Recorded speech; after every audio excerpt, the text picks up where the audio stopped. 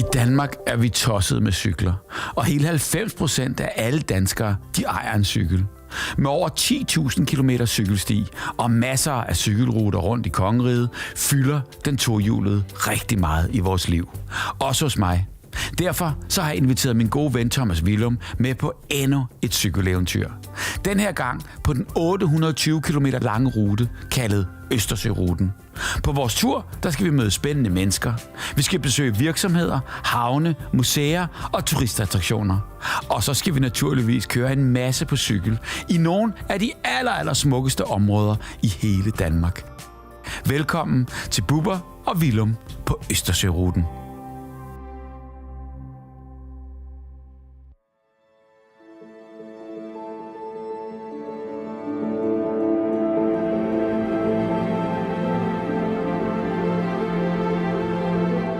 Vores 820 km lange tur på Østersøruten fortsætter. Vi er nu under halvvejs på etape 7, som startede i Stege. Og efter et sjovt stop i Kalvehavs Labyrintpark, så er kursen nu sat mod Næstved i Sydsjælland.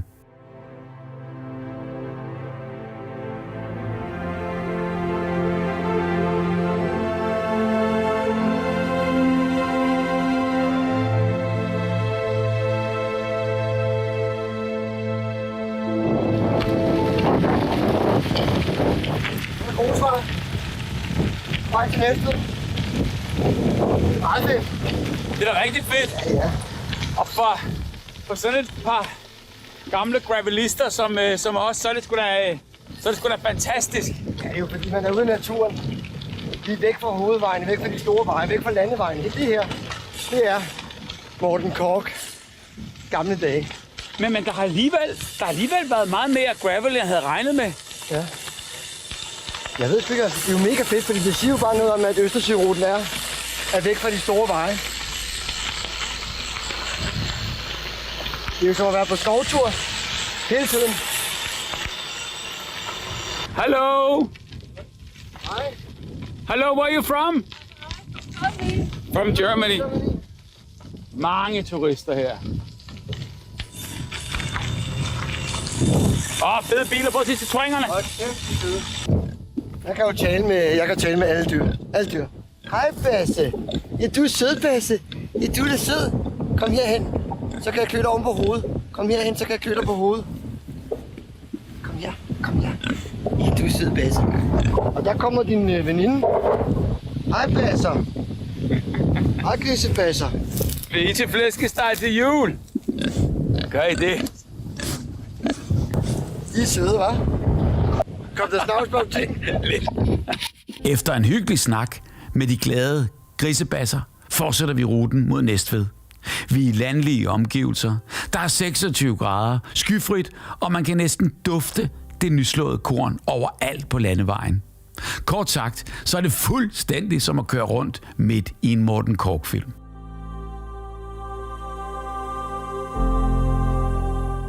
Vi passerer Vordingborg og det legendariske gåsetårn.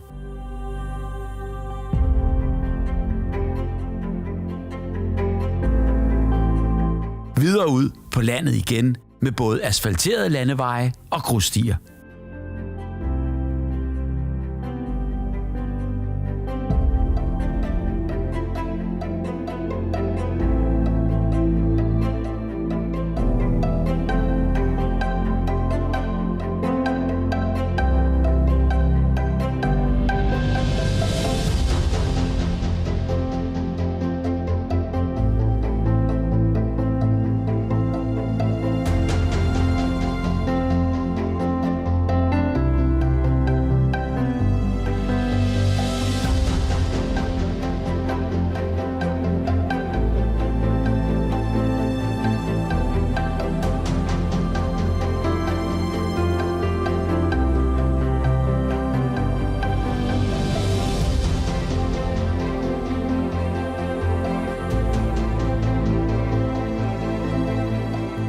Med ømme numser med mange timer i sadlen, så nærmer vi os nu den gamle danske købstad Næstved. Her skal vi besøge Peter og hans imponerende automobilmuseum. Sådan du. Næstved. Næstved Automobilmuseum. Så taler vi sådan noget sydsjællandsk hernede. Jo. Prøv lige at se Lemoen og den der gamle El Camino der. El Camino er fantastisk. Det er sgu en flot bil. Fed bil, mand. Det er... Jeg kan huske der i gamle dage, da der altid var amerikanertræf inde på Vesterbrogade. Ja. Fredag aften. Og der lå de og drønede rundt. Men der var sgu træf af de der, ikke? Det er jo sådan en... Der stod jeg og kiggede med åben mund. Jeg synes, sådan en her var fed. Det er jo lidt også en cowboy-bil, ikke? Jamen, den Altså, havde det når hele. man bor på landet i Amerika, så har man sådan en der. Den er fed. Så man ikke kan smide halmballer op, Den er- og når du er på markedet og alt det der, du har alt dit lort lige op i ladet, ikke? Skal vi på museum? Det skal vi. Lad os komme ind og kigge på nogle biler og motorcykler, og de har jo mange ting her. Prøv lige at se her. Der er det altså bare om at komme i gang. Jamen, jeg synes, det ser ud som om, der er noget på alle hylder her. Halløj. Hej Peter. Hej. Hej, hej. Hej hej. Velkommen. Tak fordi du måtte komme. Det er dit museum. Ja, Fantastisk. det er det. Og hvordan er det lige, at man starter med at købe en bil, og så kommer man til at købe en til, og så kommer man til at købe en til, og lige pludselig, Ja, så kan man kalde det et museum? Og lige pludselig, så har man mange. Fordi, Hvornår startede det? Ja, det har startet først i 70'erne. Ja. Da jeg kom hjem fra Livgarden i 73, der startede jeg op med at købe gamle biler op, hugge gamle biler op, sælge biler, lave alt muligt. Altså tjene penge på det? Og tjene penge på det. Altså, og når du siger hugge op, så vil det sige, at man skil, altså alt det, der ikke kan bruges, det bliver smidt ud, i princippet genbrugt, så smeltet om. Men du sælger dele til biler, reservedele. Ja. Det har jeg gjort i snart 50 år. Også fordi du interesserer dig for biler? Det har jeg altid gjort, ja. Både at tjene penge på dem, men også at køre i dem og beholde dem? Køre i dem. Og motorcykler, det var jo sjovt her i først i 70'erne, ikke? Altså, så noget Triumph, og så noget det var jo sjovt. Men så sker der det lige pludselig, at der kommer nogle biler ind, hvor du tænker, den der bil, den skal ophugges, men det kan jeg alligevel ikke helt få mig selv til. Jeg prøver at sætte den i stand og beholde den. Ja. Men dengang spekulerede jeg sådan set ikke på museum. Nej. Der satte jeg bare biler til side. Ja. Og jeg synes ikke, jeg vil... Du kan ikke komme af med dem. Du er samler. Jo, men jeg vil ikke gå op og sætte penge i banken, så vil jeg hellere købe en gammel bil og gemme. Ja. Ikke? Ja. Og så gemte jeg nogle gamle biler. Og ja, det kræver noget plads. Og det har krævet meget plads. Og op gennem årene, ikke? Men så fik jeg købt den gamle fabrik her på et tidspunkt. Nå, hvad var det for en fabrik, den her? Det er Ecofon, lavet et svensk firma, der lavede loftplader. Nå. Og så var lokalerne ledige? Så var lokalerne ledige, ja. Og Så du købte bare en garage og en opbevaring til dine egne ting? Ja. Der er 3.400 kvadratmeter. Og hvor mange effekter har du? Ja, det ved du selvfølgelig Det ikke. kan jeg ikke sige. Der er jo på Hvor mange gulv biler har du? 175 biler. 95? 175. 175 biler, og hvad med motorcykler? Der er 100. Hvad med knaller der? Og knaller der. Og traktorer. Og et par flyvemaskiner. Og ja, Ej, prøv at, vi må se noget af det det. bliver I nødt til. Kan du ikke vise mig noget af det, du er allerhelst? Det er du mest stolt af? Jo, vi kan prøve at gå igennem dernede Det er ordentligt. og, Det er og ordentligt. se, hvad det er. Men jeg ved også godt, det er en svær opgave, fordi hvis der er så meget... Prøv lige at se. Det er jo Slaraffenland, det her. Jamen altså, hvor fanden skal man starte? Hvordan er det sorteret? Altså, har du nogen orden i du ved, er det delt op i sektioner, i lande, i årstal? Nej, det er der mange, der spørger om, men de står tilfældigt, fordi så bruger folk noget mere tid her. Okay. Ikke? Og der er så meget at kigge på, når folk går rundt her, jamen så ser de jo også de andre ting og de andre ting, og der står ting alle steder. Ja. Det er en kopi af Olsenbanden-bilen. Han sidder inde på bagsiden. Men når du siger kopi, så er det jo, så kan man så sige, at det var ikke den, men det var magen til. Lige magen til. Altså, så det er jo ikke, fordi det er jo en rigtig bil, og... Jo, den er nok det magen til, og ikke kun tid at ryge cigar. Jo, der er ild i den endnu. Det gør han også. Inde på bagsædet.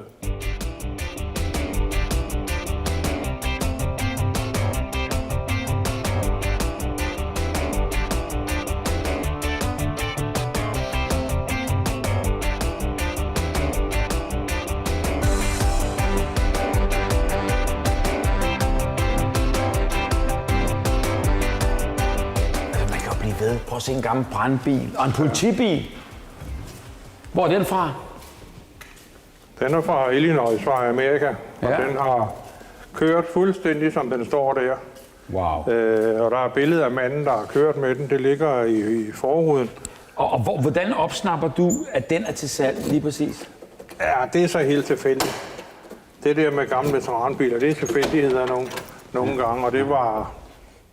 De siger, at den har i starten stået på et museum i USA, og den er taget lige ud af. Og så er der en, der har fået fat i nogle politibiler, der har jeg så købt den ene. Ikke? Og Så den har været i tjeneste? Den har været i tjeneste. Jeg er pillet ud af tjenesten og har ikke kørt siden nærmest. Nej. Jeg kører i den, for den er rigtig, så der er en kæmpe motor i den. Det må jeg gerne. Den er synet, der er dansk blader på den. Du må da ikke køre med udrøg eller med... Så det er rødt, må jeg godt. Hvis det er blå, så må jeg ikke. Slipper folk ikke speederen, når du ligger bag ved dem? Nej, hvis jeg er ude og køre med borgmesteren, så må det godt lyse rødt. Nå, det har borgmesteren været ude at køre i den? Ja, han har været med ude at åbne noget ny vej, der var lavet herude. Så skal man da komme i sådan en her. Ja. Men prøv at høre, man er jo heller ikke i tvivl, når man ser den, Bubber. Det er jo ikke fordi, det ligner en moderne politibil på den måde. Der er rigtigt med cloudhorn på. Er det det? Ja, men det kan jeres mikrofoner nok ikke tage. Og håndjern. Ja. Og altså, Prøv lige, Kan den er låst fast, pumpgunnen. nej, der sidder en pumpgun. Der sidder en pumpgun der. Ja. Kan du starte Kan du starte det der horn der? Jeg tror godt, at vores mikrofoner kan tage det.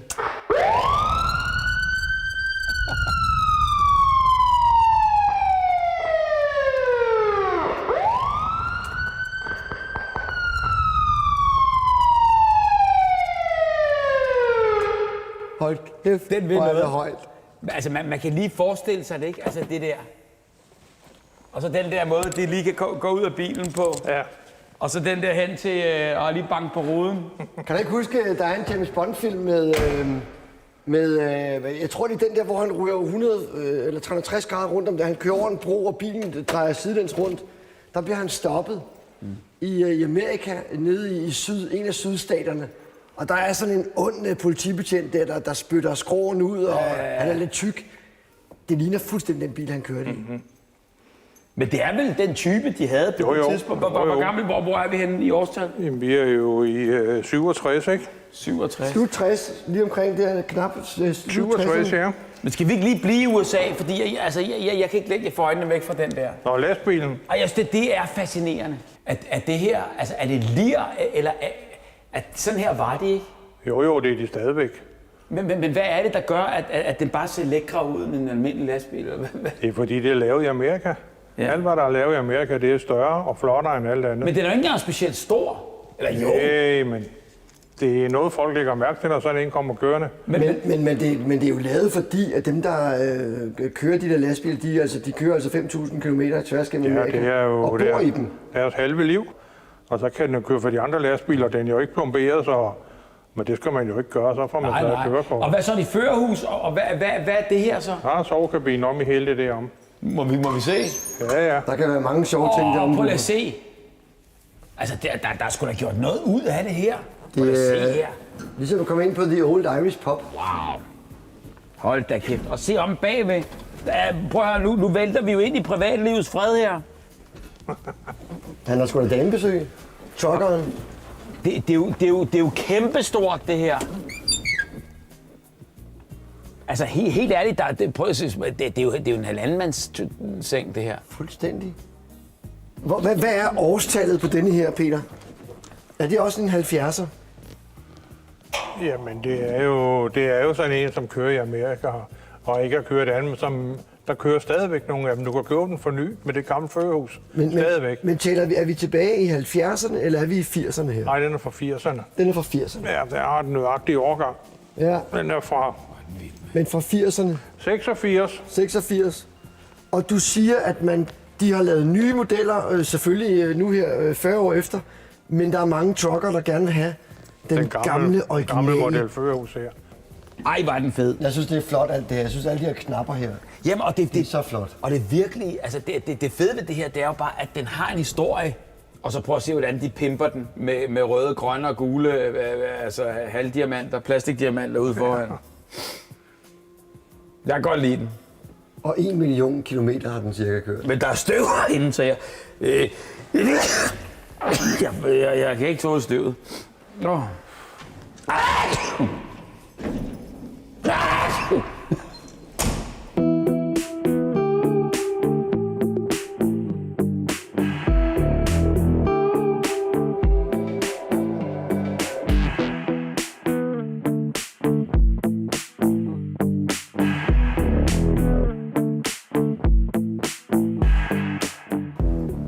jeg ved, at denne her, den har et specielt plads i dit hjerte, tænker jeg.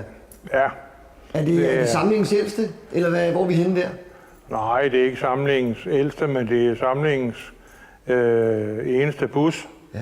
Fordi den fylder jo godt.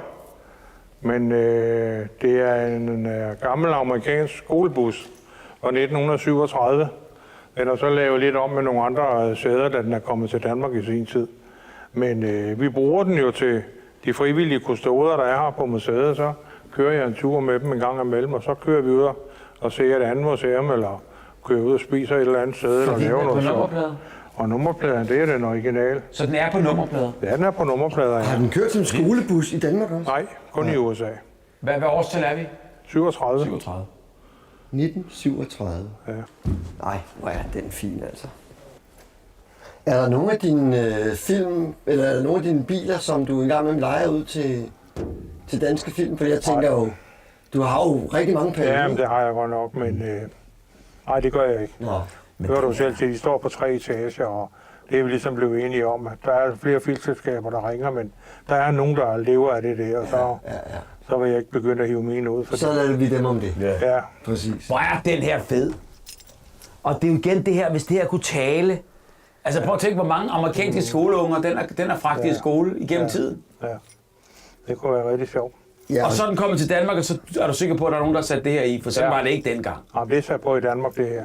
så på et tidspunkt er den gået fra at have været skolebus til at være turistbus. Turist, eller ja. Men ved du, hvad man kunne lave? Altså, du kunne lave en fed camper ud af det her. Det kunne man, det kunne være rigtig sjovt. Kan du forestille dig det, og så rage det her ud, og så lave med en lille køkken og en lille seng og en... Men du kan kun køre 60 km i timen, så der er sgu lidt langt til Barcelona. Nej, det er der måske. Men altså, den er da fed. Nostalgisk camper her. Ja. Og kæft, hvor er den flot. Hvad er det her herinde? Ja, det er Præstø, der ligger midt i Næstved, fordi jeg er født i Præstø, og har altid været glad for Præstø. Jeg har kørt Langjohn herude i den gade her, for en af købmændene derude. Så du har genbygget din Ja, barndomsgade? jeg har lavet lidt af gaden, ja, fordi Næstved kan vi jo se herude, det er jo sjovere at se en anden by. Og mange af tingene, som du kan se, er de rigtige fra de forskellige ting. Så du kan huske butikkerne, altså at tandlægen lå der, og hvad hedder sådan noget, hvad var han? Han var antik. Han er lige lukket for 14 dage siden. Nå. Ellers har den kørt lige siden, men det er den sidste forretning, der har kørt. Den er så lukket nu. Og Præstø Avis, og Brillemanden, Og bageren. Og hedeslagteren Petersen. Ja, og der er billeder af ham og konen. Prøv at du giver en lille en. Lad os komme ind. Ja. Tak for det. Tusind tak. Ej, hvor er fedt. Tak for synet, Peter. Cigaren er sgu lagt frem. Går du i baren, Peter? Går du op i baren, Peter? Du går op og bestiller. Det kunne ikke være bedre. Skal vi rafle? Tak til Peter og hans utrolige museum. Nu går turen til Hotel Vinhuset, hvor vi skal overnatte. Hej, Dorte. Hej med jer. Der står du jo. Hej og velkommen til. Det er dejligt, og Hvor er det tusind tak, godt. fordi vi måtte komme. Hvor er det godt at se jer igen. Igen. Fordi vi har jo været her før. Hvor hyggeligt. Ja, vi kender jo hinanden jo. Ja, det gør vi jo, og I har det stramme tøj på i dag, kan jeg se. Det var det. Lige præcis. Ja, sidst var vi jo bare i bil, eller hvad det hedder, ikke? Ja, Det var noget helt andet. det er det. Nu skal vi her, og vi har bagagen, der kommer senere, så vi fylder ikke så meget, men altså, vi kunne godt tænke os, hvis det var. Og så ved jeg ikke, har du en cykelvask? Jeg har i hvert fald... Vi skal nok selv gøre det. Ja, det er godt, fordi vi kunne godt tænke os at se jer arbejde, så det kan vi godt klare ud i gårdhaven. Godt. Så vi har jo porten herhenne, så kan vi simpelthen bare køre jeres cykler ind i gården, og så kan I jo lige sidde og få noget koldt at drikke, mens I sidder og arbejder lidt. Det er det hotel. Det er jo byens ældste hotel for Og hvordan er det? 1778. Hvor lang tid siden er det, vi har været der? Et halvt år? Lidt mere end et halvt år, ikke? Ja, marts Ja, måned, Og det tror sjove ved det var, at på det tidspunkt, det var det tidlige forår. Det var det. Og på det tidspunkt, der fortalte du os om rute 8. jeg. Præcis, Østersøruten. Det var lige præcis den Og den rute. kendte vi jo altså ikke, for at være helt ærlig. Vi havde ikke hørt om den. Og vi kiggede, og du viste os den, og du har en finger med i spillet omkring den. Jeg er i hvert fald med i Det har du. Østersøruten sammen med mange I høj andre grad. hoteller i Og ved destinationen. du, hvad det vilde er? På vores tur, den er jo 820 km. På vores tur, vi har jo, det skal jeg jo lige huske at sige til dårligt, vi har jo midtvejsfest i dag.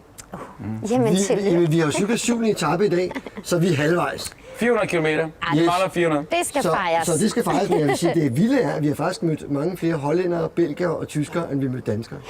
Så man må virkelig sige, at den er populær. The Baltic Sea Route hedder den på engelsk. Men Lige endnu mere præcis. vigtigt, du satte de griller i hovedet på os, og derfor besluttede vi os for at cykle rute 8, og derfor så er jeg glad for at kunne sige på gensyn. Jamen, jeg er også glad for at og se jer tak. igen. Vi er og meget se, tilbage at her, I tak. endelig Og tak. at I tog den på cykelturen. Det er skæbnen, at vi kommer tilbage. Det er det. Det er det. Nå, Man men lad os vender komme ind i gården. altid tilbage. Vi går om i gården. I går om i gården. Fedt. Så åbner jeg for jer, så I kan trække cyklerne ind. Men du kan være stolt af den der rute 8. Jeg synes fandme, at den er flot, og den fungerer godt, og den er godt skiltet, og vi er godt hjulpet. Jamen, det er godt. Jeg kommer og lukker af ind. Aftale.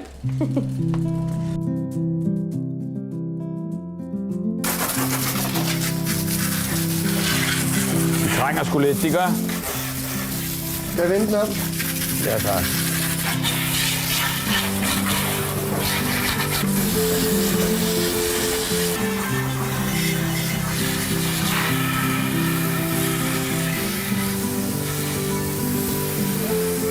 Ja, tak. Det er jo meget sjovt, Bubber, fordi det er jo... altså, vi har jo faktisk rundet halvdelen af hele rutens etaper. Vi har cyklet 7 etaper indtil nu. Og jeg tror faktisk, at halvdelen af de 820 kilometer er nogenlunde passeret også. Altså, vi ligger lige på omkring 400 kilometer. Jamen, præcis. Så på mange måder er vi jo vi er midtvejs. Det er halvvejsfest Det er halvvejsfest. hos Dorte. Så på en eller anden måde kan man sige... Må jeg se. Nu er der skål i dit arbejde. Så jeg tænker, at det kunne godt være, at vi faktisk kunne fejre, at vi nåede halvvejs. Tak. Og måske ovenikøbet få et ekstra glas vin til maden i aften, fordi det er sgu da meget godt cyklet. Vi er kommet halvvejs. Det er da skide godt. 400 kilometer på 7 dage. Jamen prøv at gang her. Vi er jo kæmpe hjulpet af vejret. Altså, det må man så sige. Det må man sige. Det er helt fantastiske betingelser, og i dag altså med medvind næsten hele vejen. Fuldstændig. Det har været ret vildt. Men alligevel Og synes en jeg uge faktisk, uden en dråbe. det har været helt vildt. Altså, det her vejr kan ikke fås bedre. Jeg synes alligevel, at jeg synes, det var varmt i dag. Altså, rigtig for mig varmt. har det været den varmeste dag indtil nu. Altså, jeg kunne sgu ikke rigtig komme af med varmen. Det har været som at cykle i en hårdtør. Ja, den er sgu hård. Og hvad siger du til cyklerne her? De har jo gjort det godt. Jamen alt har jo været perfekt. De her hjul, de ruller jo som en drøm. 7 dage uden punkteringer. Cyklen kører, gearet er i orden. Altså, der er ikke en finger at sætte på den måde der. Altså, det er der ikke. Det er der ikke. Alt har fungeret. God dag. 7. etape er slut. Vi er halvvejs. Vi har rullet 400 km, vi har 400 tilbage. Skål for halvvejs. Skål for halvvejs. Fantastisk rute, og fantastisk vejr, fantastisk med følgeskab. Det får os ikke bedre. Og nu her er vi nået Næstved. Nu er vi nået næste. I morgen, der tager vi afsted herfra. Og så hedder den altså Korsør. Så hedder den Korsør, og så er vi jo altså om et øjeblik tilbage på Fyn, og så er vi i Jylland, og så er vi ved at være der. Bum, og hvis vinden holder, så har vi også medvind i morgen. Lad os se på det. Vi kigger på det. Skål. Tak for en god dag.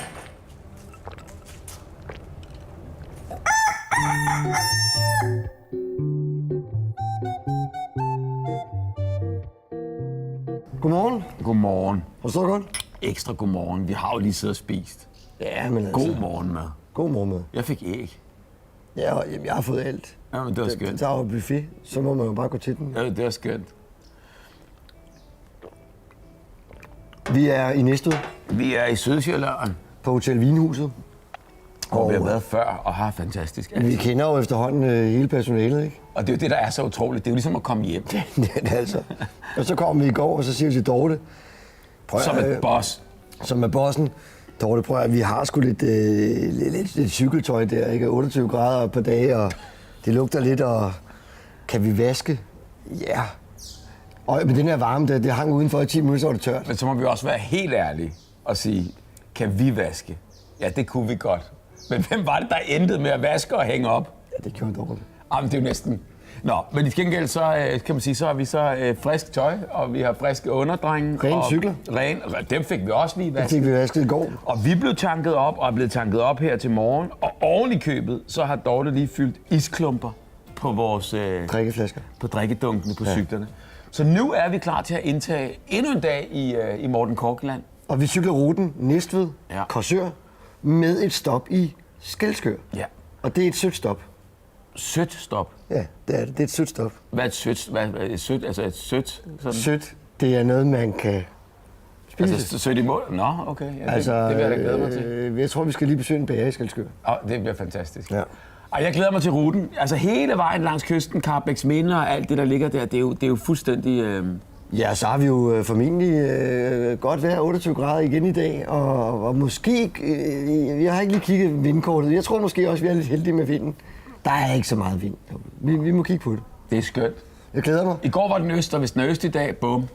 Ja, det ville jo være fantastisk med medvind. Skål. Men jeg glæder mig. 70 kilometer foran os. Etape nummer 8. Glæder mig til en god tur. Glæder mig til en god tur.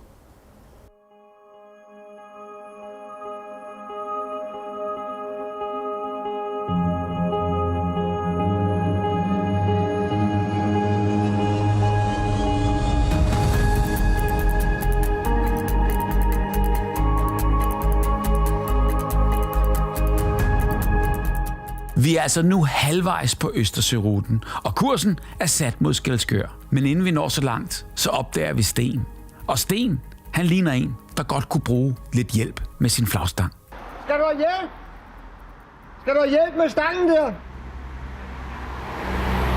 Han siger, at hvis bare en af jer skal hjælpe, det kan vi sgu da begge to.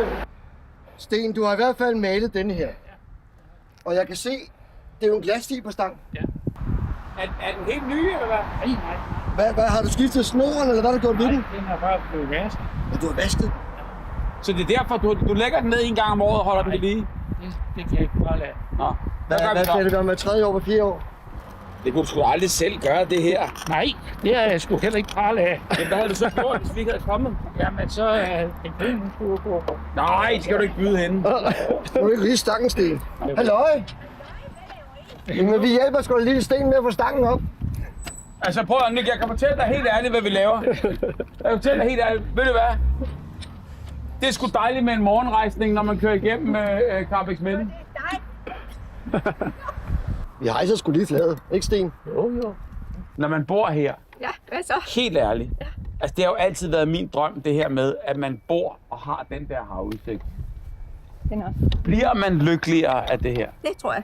Det tror jeg. Kunne du forestille dig at bo, ikke at kunne se havet? Nej, og det er jo det, der er problemet nu. Hvor skal vi flytte ind? Det er det. Ja, hvor skal vi flytte ind? Men Er det ikke skønt at bo der, hvor man allerhelst vil bo i hele verden? Jo, jamen jeg elsker Karrebæksminde. Ja. Jeg elsker Karrebæksminde. Tak for det. Ja, selv tak, Kate. God vind, God dag. Hej med dig. Hej. Goddag. Så må I vente på. Kan du have en god dag, Sten? Det er det, vi gør. Så har lige fået den der spændt ordentligt. Ja. Tak selv. Hej. Må vi gå og bede? Ja. Vi fik hjulpet Sten, og det er lige præcis sådan nogle oplevelser, som gør cykling til noget helt specielt. Man møder et hav af fantastiske mennesker, som alle har små og store problemer, nøjagtigt ligesom os andre. Men hele tiden så mærker man gæstfriheden og ikke mindst masser af smil. Det var nok aldrig sket, hvis man bare sad i sin bil og drønede afsted.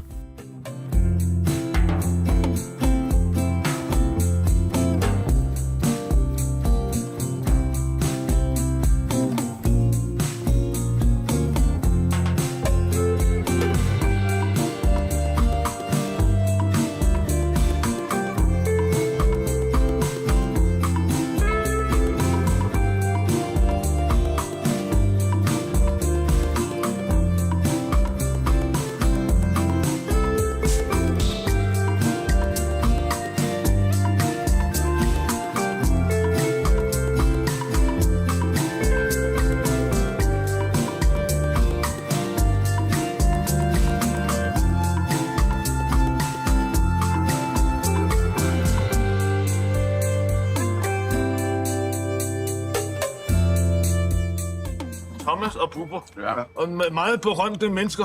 Jamen altså, det er jeg stolt af. Jamen, altså nu arbejder jeg i Brugsen, og de er så venlige kunderne. De have en god dag, og ja. Men er du glad for dit arbejde? Jeg holder sgu ikke op. Så skal der ske mange ting og sager i hvert fald. Men Du skal bæres ud. Ja, altså, nu vil jeg sige, nu er jeg 60 år gammel. Ja. Forløbet har jeg udmærket. Jeg er ikke deprimeret med, og jeg har det udmærket, selvom jeg har en lille... Er det altid, du har det der været igennem? Du har været depressioner og... Nej, ikke så mange år. Altså, ikke, det var hvad har du været ked af? Jeg har mistet min familie og sådan noget. Nå, det er sgu ikke godt. Nej, jeg ved godt, det er klart, det... Ja. Men altså, hvis jeg skal holde op, Nu håber jeg, at jeg når at blive folkepensionist, og så vil jeg fortsætte, og så må jeg se, hvor længe jeg kan fortsætte med at arbejde. Ja. Og hvad laver du?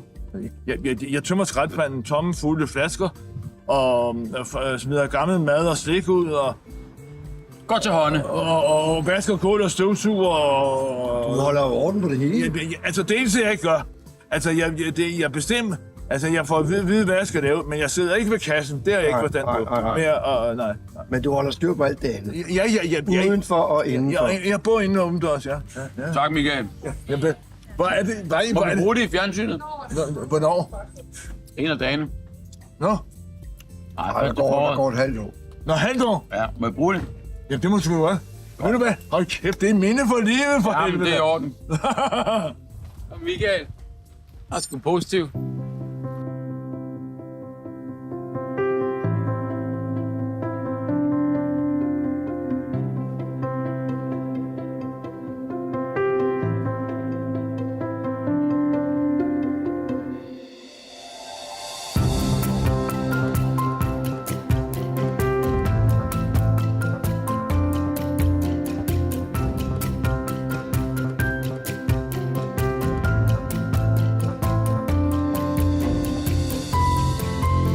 Vi nærmer os stille og roligt Skælskør på vejen til Korsør og videre til slutdestinationen, som er Nyborg på Fyn.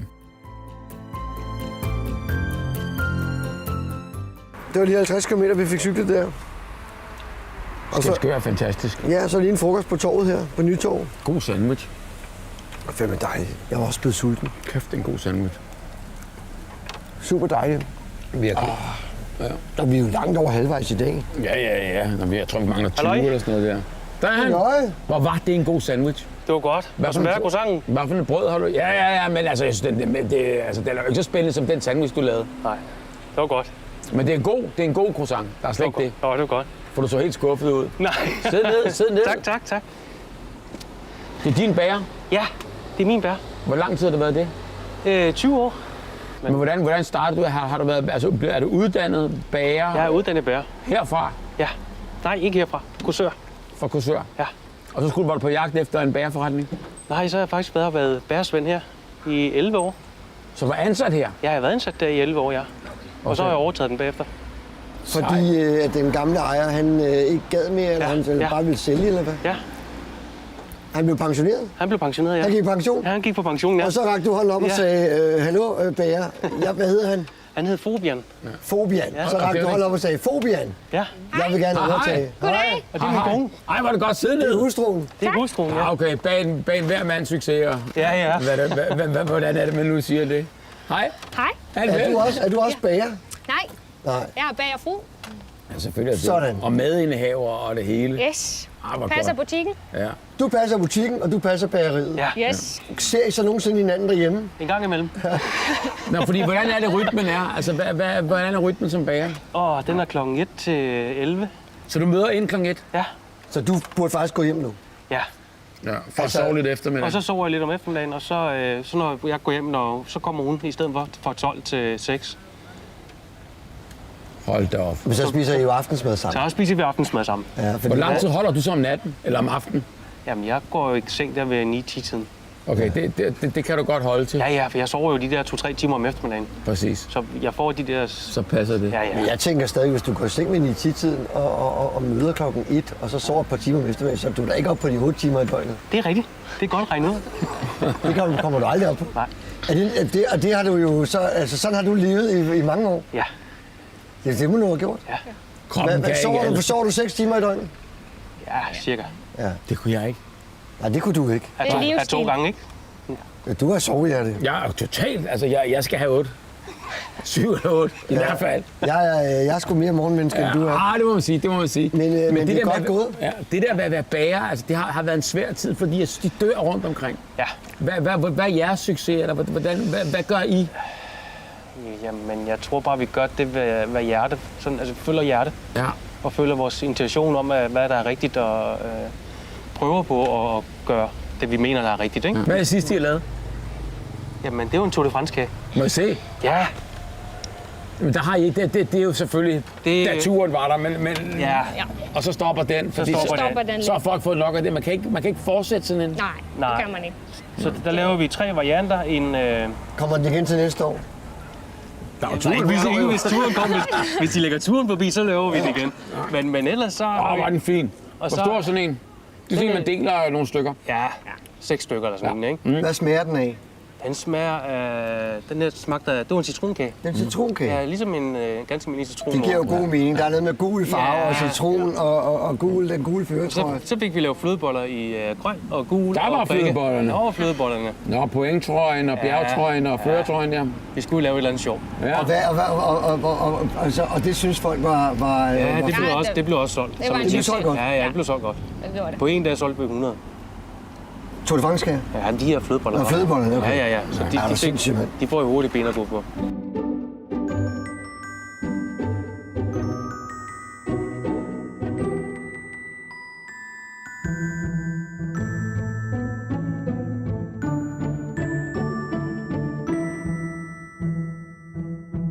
Jamen, jeg synes jo, at sommer, sol, Danmark, det må være noget med jordbær. Det må det. De lokale gode jordbær. Ja, det er det, fordi jeg tænker, at hvis I laver det hele selv, så må det jo også være lokale jordbær, Det er det skulle også. jeg til at sige. Det er det. De kommer lige herudefra, ude for Tosbjerg.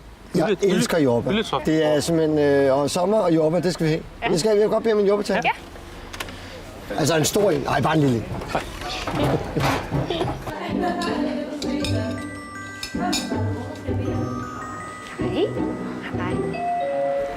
Nej.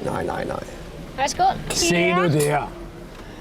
Kaffe til, eller klarer I den sådan der? Ej, jeg kunne faktisk godt drikke en lille kop kaffe. Ja. Med eller uden Hvad mælk? med? Bare sådan en lille cortado, eller sådan en lille, bare en lille skvat mælk. Ja. Lille kaffe med et skvat mælk. Ja. Jeg vil nødt til at smage det her. Ah, men for helvede. Hvordan, nu fik jeg ikke engang rigtig gjort det, men altså, det er et snit, ikke? Jeg tog lige et snit her, et lille hurtigt i det her.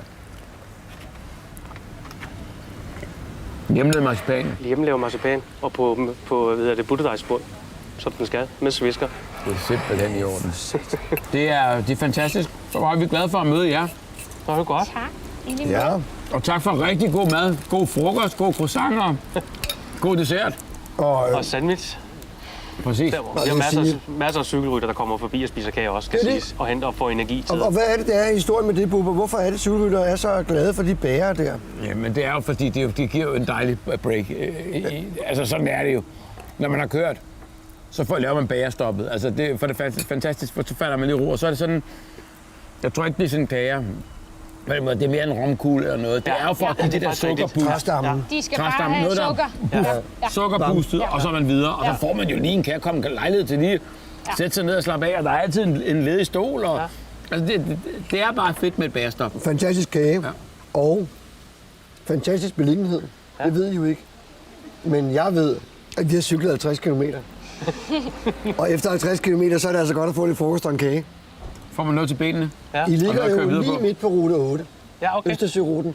Ja. Vi kommer jo lige forbi. Ja. I kan jo ikke ligge bedre. Nej, det Så kan der er vi. et helt nyt vindue, der åbner for jer der, når Østersøruten den bliver populær. Ja, Jamen, der er mange, der cykler i det her område, er der ikke det? der er rigtig mange. Ja. Det er jo det smukkeste. Det er et smukt område, grønt, altså flot natur. Jo, og masser at se på hele tiden. Ja. Tak for det. Tak for nu. Vi ses. Tak for nu. Frank, kan vi nå det? For nu. Tak. Tak for nu. Godt at se jer. Tak for det. Hej, og tak for det hele. Nu det går lige benene der nu. Lad os komme afsted. Ja. Ses. Hej. Med energidepoterne godt fyldt op, og med de lækreste kager, så siger vi tusind tak til Nytorv Konditori, og så sætter vi kurs mod Korsør og Nyborg.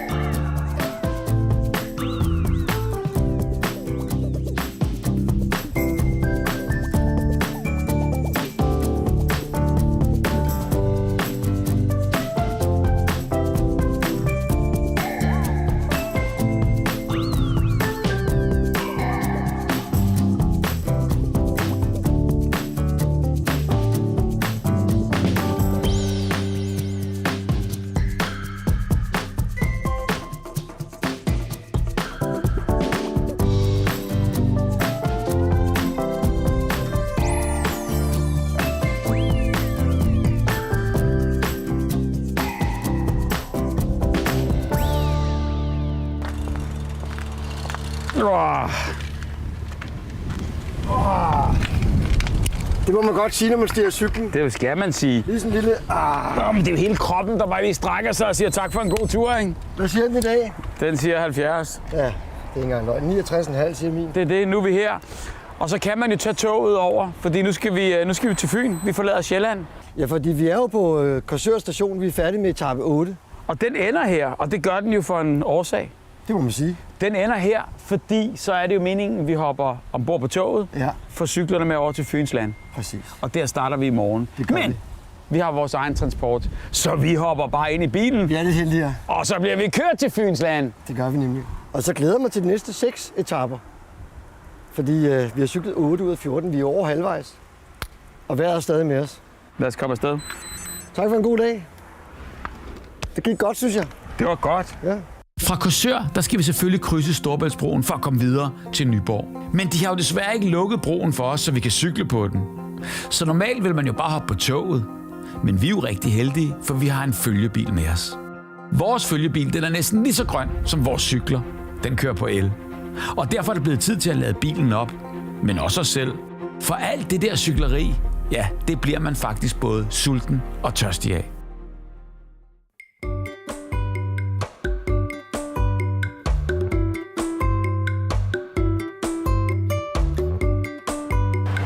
Sådan du. Kæmpe kabler det her. Jeg tror, den kan godt give noget, den her. Hvad læderbestandet vil vi gerne have? 4. 4'eren. Og der står også, at den er ledig. Det er jo perfekt. Jamen, i princippet, så kan vi bare sætte i. Problemet er, altså, det er tungt. Den er klar, så du bare starte den.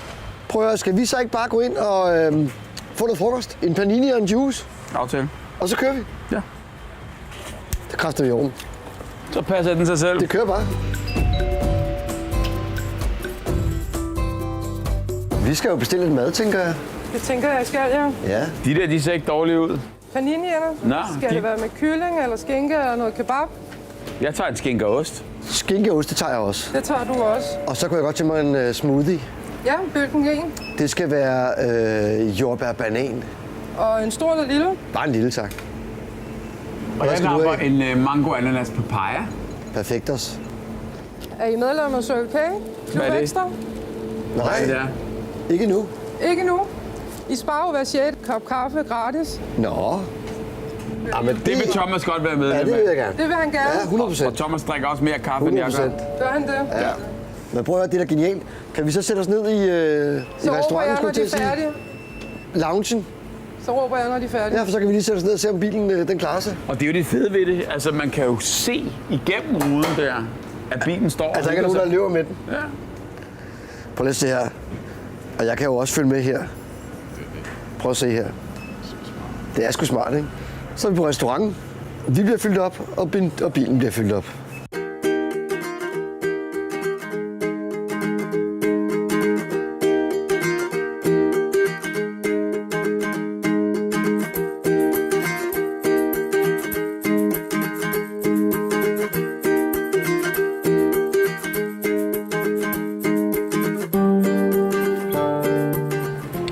Og jeg tror du ikke bare, det er det her, man skal? Altså, vi skal vende os til, at når vi tanker, så tager det lidt længere tid, men det er så der, man spiser sin frokost.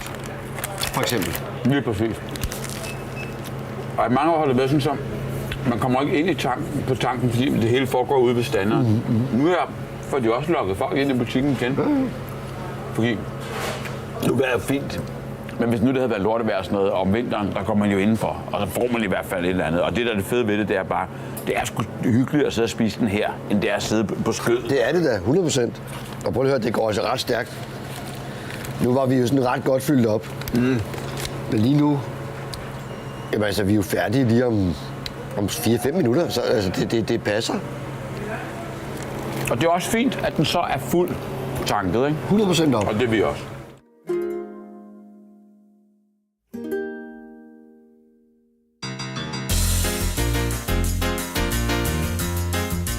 Vi skulle egentlig have været i Nyborg, men med solskin og 26 grader, så er det da langt sjovere at tage til badebyen Kerteminde.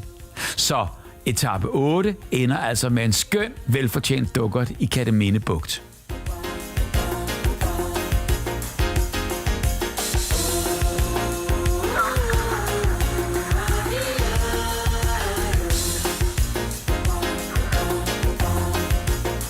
Med en frisk dukkert er vi nu klar til en god nats søvn på Danhostel i Kerteminde. I morgen, der venter etape 9. Tusind tak, fordi du så med.